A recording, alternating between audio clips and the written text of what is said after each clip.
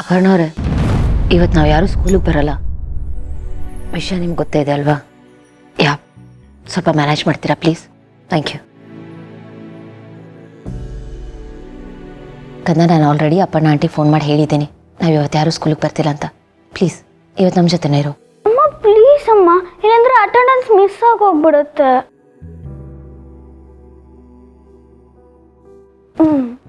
ಪಪ್ಪ ಅಮ್ಮಂಗೆ ಹೇಳಿ ಪಪ್ಪ, ಇವತ್ತು ನನ್ನ ಫ್ರೆಂಡ್ಸ್ ಎಲ್ಲ ಬಂದಿರ್ತಾರೆ, ನಾನು ಅವ್ರು ಮಾತಾಡಿಸ್ಬೇಕಲ್ವಾ. ಮತ್ತೆ ಈ ಮನೆಯಿಂದ ನಾನು ಸ್ಕೂಲಿಗೆ ಹೋಗೋದು ಇವತ್ತು ಒಂದು ದಿವಸ ತಾನೇ, ನಾಳೆಯಿಂದ ಈ ಮನೆಯಿಂದ ಸ್ಕೂಲಿಗೆ ಹೋಗೋಕ್ಕಾಗುತ್ತಾ? ಪ್ಲೀಸ್ ಪಪ್ಪ. ಆಗಲ್ಲ ಪುಟ್ಟ, ಅದು ಅತ್ತೆ ಮಾವ ಅಜ್ಜಿ ತಾತ ಎಲ್ಲರೂ ಬರ್ತಾರೆ, ಬಂದು ಹಿಂಗೆ ಕರ್ಕೊಂಡು ಹೋಗ್ತಾರೆ. ಅಲ್ಲಿ ತನಕ ನಮ್ಮ ಜೊತೆ ಕಾಲ ಕಳಿಬೋದಲ್ವಾ? ಪಪ್ಪ ಸ್ಕೂಲ್ ಮುಗಿಸ್ಕೊಂಡು ಬರ್ತೀನಿ, ಆಮೇಲೆ ನಿಮ್ಮ ಜೊತೆ ಕಾಲ ಕಳಿತೀನಿ ಪಪ್ಪ. ಪ್ಲೀಸ್ ಪಪ್ಪ, ಬೇಡ ಅಂತ ಹೇಳ್ಬೇಡಿ. ಸರಿ ಹೋಗು. ಇದೇನೋ ನೀನು ರೆಡಿ ಆಗ್ಬಿಟ್ಟಿದ್ಯಾ? ಹ್ಞೂ ಪಪ್ಪ, ಮಿಂಚು ಸ್ಕೂಲ್ಗೆ ಹೋಗ್ತಾಳೆ ಅಂತ ಗೊತ್ತಾಯ್ತಾ, ಅದಕ್ಕೆ ನಾನು ಹೋಗ್ತಾ ಇದ್ದೀನಿ. ಸರಿ, ಹುಷಾರಾಗಿ ಹೋಗಿದ್ದು ನಾನು. All the best. Thank you mummy. ಬೇಗ ಬಾ. ಸರಿ ಅಮ್ಮ.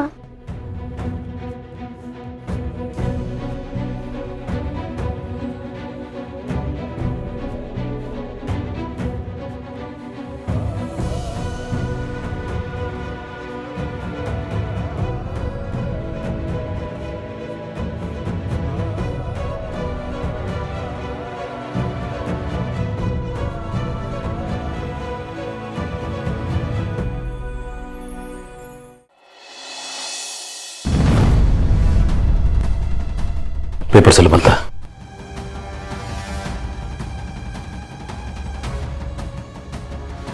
ಗೆಳೆಯ, ನಾನು ನಿನ್ನ ನಿನ್ನೆ ಮೊನ್ನೆಯಿಂದ ನೋಡ್ತಿಲ್ಲ ಕಣೋ, ಚಿಕ್ಕ ವಯಸ್ಸಿಂದ ನೋಡ್ತಾ ಇದ್ದೀನಿ. ನಿಜ ಹೇಳು, ನಿನ್ನ ಮನಸ್ಸಾರೆ ಆ ಮಗುನ ದತ್ತು ಕೊಡಕ್ಕೆ ಒಪ್ಕೊಂಡಿದ್ಯೇನೋ? ಇನ್ನು ಒಂದು ಸರ್ತಿ ಯೋಚನೆ ಮಾಡು. ಇದ್ರ ಮೇಲೆ ಸೈನ್ ಹಾಕಿದ್ಮೇಲೆ ಮುಗಿದೋಯ್ತು. ವೆರಿ ನೆಕ್ಸ್ಟ್ ಮಿನಿಟ್ ಮಿಂಚು ನಿನ್ನ ಮಗಳಲ್ಲ. ನನಗೂ ಮನಸ್ಸಿಲ್ಲ ಆನಂದ.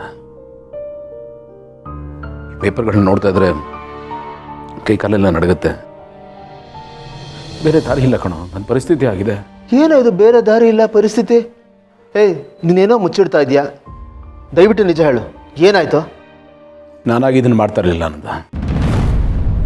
ಶಕುಂತಲಾ ಅಮ್ಮ ಮಹಿಮಾ ಪರಿಸ್ಥಿತಿ ನೋಡಿ